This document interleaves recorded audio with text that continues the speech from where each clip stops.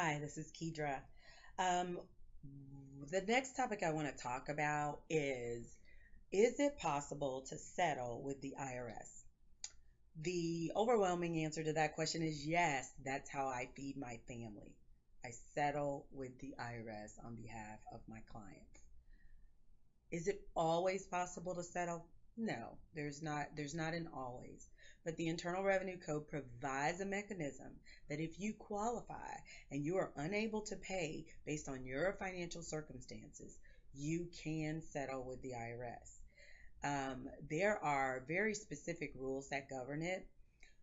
There are the IRS itself, and I will put a link along with this video to where you can click in. But the IRS itself on its website, irs.gov, has an offer and compromise worksheet. If you answer the questions, it will give you kind of a general idea as to whether or not you qualify.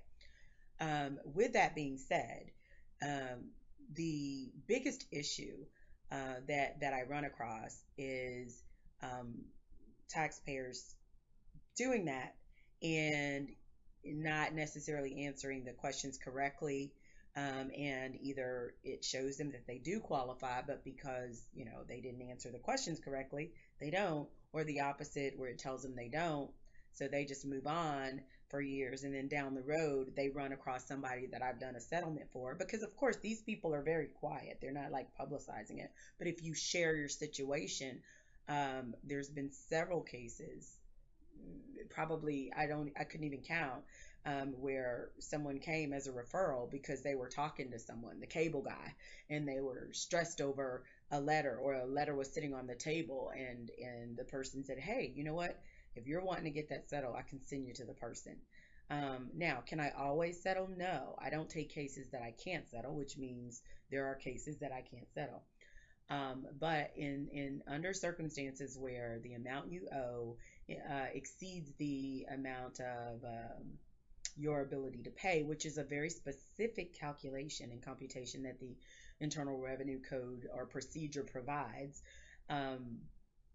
in that case, you can settle. And I've actually been successful in settling cases where there isn't a situation where they cannot pay, but because of other circumstances, medical conditions, age, retirement status, disability status, and things like that, where the money actually might be there, but because of those other mitigating circumstances, they cannot, or it would not be equitable to make them use money that they are required to live up on or off of for their basic living expenses.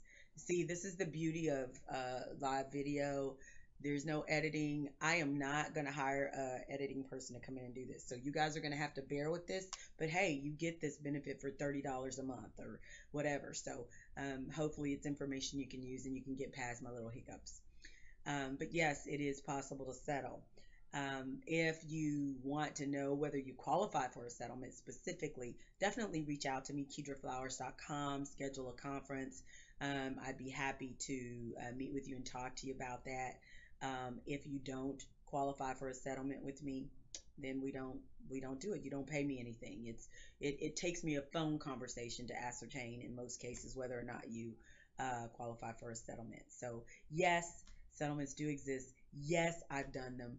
Yes, I've settled $80,000 for $200, $31,000 for $300, hundreds of thousands, 700,000 for 300,000, 300,000 for 162,000, I believe, was somewhere around there. It's about halfway. So all of that depends on your specific circumstances.